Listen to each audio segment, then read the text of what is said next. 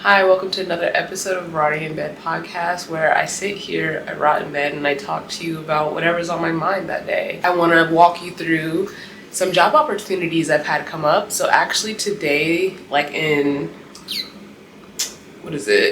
math. In about 45 minutes, I have an interview for this job with a marketing company. They seem like a startup, like they're fairly new. The position is for a marketing and sales role, and I know nothing about marketing and sales, but I need a job so bad at this point that I'm just gonna go for it. Like, I'm taking the risk, and I've been applying to jobs that are just entry level, regardless of what field or what's the other word? Field or category they're in. There's not necessarily a supply chain, but I do think everything is interconnected, and so learning stuff from one field can always help me in another field. So first, I have this interview today. All I know is that it's going to be a Zoom interview, and hopefully it'll be a chance for me to learn more about this position and the company. They seem fairly new. Their website, I think, was made in 2024. It seems like for this marketing and sales position, it might be the type of role where they want someone to reach out and try to get new contacts and basically get business, like more of a business development role than a marketing and sales role. And so I am curious to see how they describe it. Either way, I'm willing to do the work. If that means I have to do cold calls, I'll do cold calls. Like in the past, I actually do have an experience on my resume where I did have to do cold calls and just reach out to random people trying to see if they would be a part of our organization. It was for a nonprofit I was working for in Orlando, and I had to just call a bunch of different businesses and companies and try to contact them and see if they wanted to donate to our yearly festival that we had in the community. And in the end, I was able to get about 3 people who wanted to be a part of it. So it was successful. But it was, it's very easy work to do. All you do is just come up with a script and then just say it whenever you get on the phone, or have a script for your email. It wasn't hard, but I think what it is, not a lot of people are built to want to do that type of work. Like, not a lot of people want to cold approach somebody through email or through the phone. Like, it's very awkward. It can be uncomfortable. You kind of have to have, I guess, people skills in order to do that. And I guess I have enough people skills where I'm like, I can do it. And especially too, this position is paying good money. For some reason, they broke it down into weeks, but they broke it down into $800 a week through $1,200 a week. And so if you do the math, that's pretty much about $45K to $62K a year. And I'm like, whoa, just for making some phone calls and having an awkward conversation or two with people to make that kind of money? Like, that sounds like something I'm into. I mean, I have to be into it, because at this point I cannot afford anything. I can't afford to be picky. Beggars can't be choosers. I can't afford to be picky. I really do need a job. My savings are slowly going down, and my credit card is slowly racking up. So I have to do something. So I'm really hoping that this job works out. Now, I also have another job interview on Monday. It's for, let me see, because I can't remember. I have an interview with a recruiter. Yes, on Monday for a sales coordinator role with this company called. This company basically partners healthcare professionals with healthcare organizations, and so they're like a recruiting type company. And as a sales coordinator, I kind of have a hard time describing what I would do in that position, but it seems like stuff I can do. Once again, it doesn't have a lot of requirements for previous experience and stuff like that. So I think it could be a good fit. I think I'm gonna have the hardest time answering the question of why did I apply for this job, because I'm like, for both jobs, I just applied because I need money and I think I can do it. And so I'm gonna tell them that I feel like I've done work like that before. And so I think I would be good at it. That's essentially what I'm gonna say to them. And I have to remind myself to maintain confidence in who I am, because I definitely get doubtful and lack my confidence during these interviews, and before and even after. I'm like, am I really that good at anything? Can I really do this new job? But if I don't believe in myself, who's gonna believe in me? I should at least start with that and believe that I can at least learn and do and try new things and be successful at it, even if I don't have a proven track record. I mean, I'm only 25. I can't have that much proven track record of what I can do when it comes to the workplace. But I know that I know how to learn. I know that I know how to try. And I know that I have a good work ethic when it comes to those things, and I'm very committed to my work once I start on it. So I'm excited for that interview because it seems like that company, they seem like they have a very good headquarters and like can provide like benefits and stuff for the employees that are very. I had an interview about a week ago with some other company, but I haven't heard back from them. So I don't know if I'm gonna hear back. You know how it is, you get ghosted all the time. So part of the reason why I have a sense of urgency around getting a new job is because I don't come from generational wealth. Like, my family has no generational wealth. We're all just making it by the skin of our teeth, or whatever that saying is. To be specific, my mom, she's unemployed because she was, for the past like 30 years, has been a stay-at-home mom.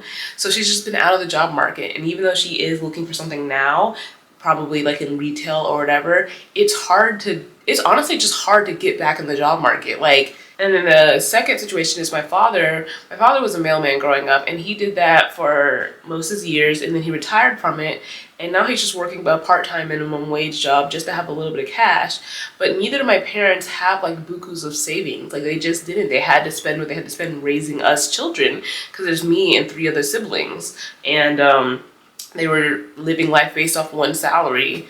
And being a mailman does not start off making a lot of money. Over time, it is a stable job because it's related to the government, but initially does not make a lot of money. And my parents were not aware of things like 401k investments, and both of them were in the military at some point, but they weren't aware of making sure they get their disability checks, you know, once they got out. They weren't aware of all the different opportunities that they could have taken, or if they were aware, they didn't realize how important it was. So they didn't really get to build up any wealth, and they definitely didn't come from anything. They came from poverty.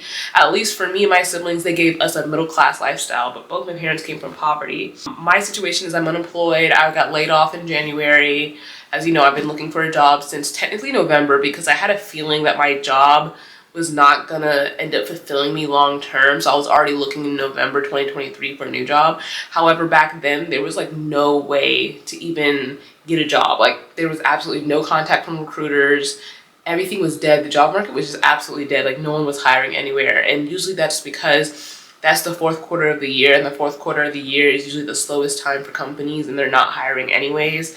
So once it hits about like September, October, you can see a downfall in how many, you can see a reduction in how many people are actually hiring, regardless of if the job postings are up there, because the job postings will still be up there on the websites, but they're basically fake, you know, because they're not actually hiring anyone right now, or they're closing the position. They just left it up there on the website, and it's actually super annoying that they do that.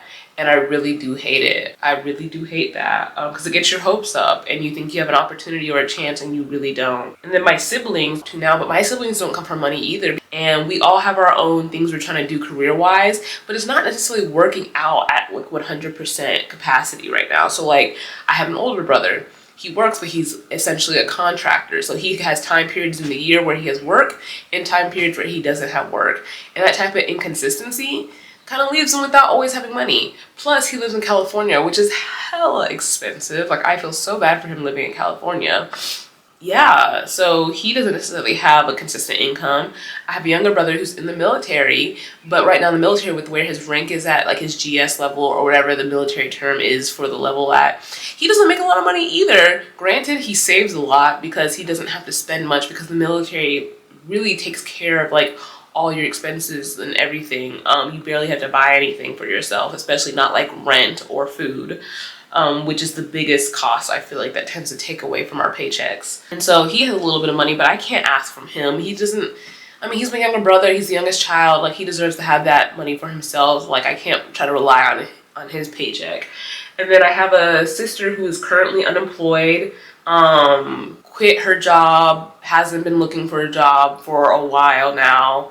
That's pretty much the lowdown on my family. I know that's like a lot of details to give for someone who's a stranger and for someone who's on the internet, but I just want to be very transparent and very real about like what a life looks like whenever you don't come from generational wealth, what that job search and career path and money and financial lack of stability looks like. Because I wish I had known these things. I wish I had come across a YouTube video when I was in college that had someone talking about like these real life things. Like, I feel like on the internet sometimes people are so caught up in talking about just like they're experiences that don't matter. Like, talk about the real shit.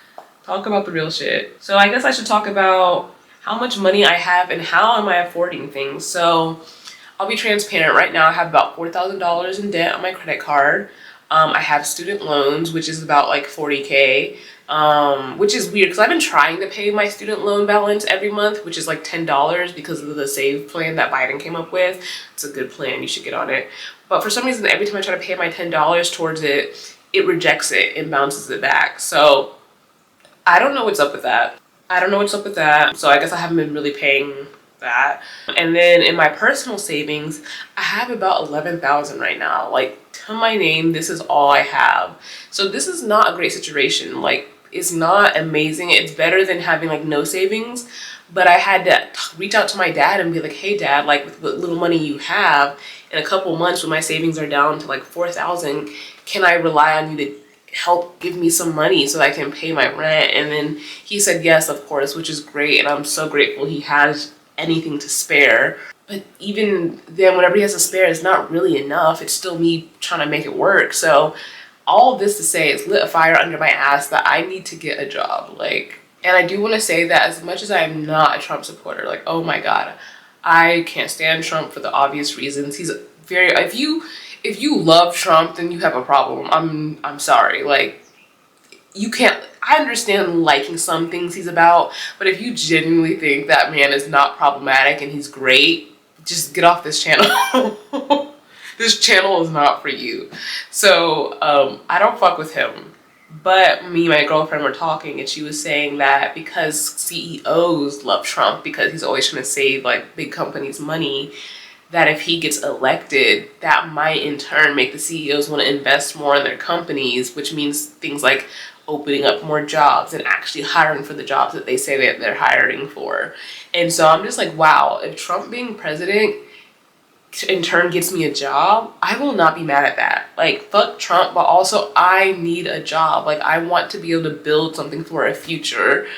And so if that's the way it works out, that's the way it works out. And actually last night was the presidential debate, but I sure did not watch that because I don't want to be a part of any of it. It's all stupidity. It's all ridiculousness. I don't want to know. I don't need to know. Just tell me the end results. Like, but that's just me. I don't think every person should be like me in that respect.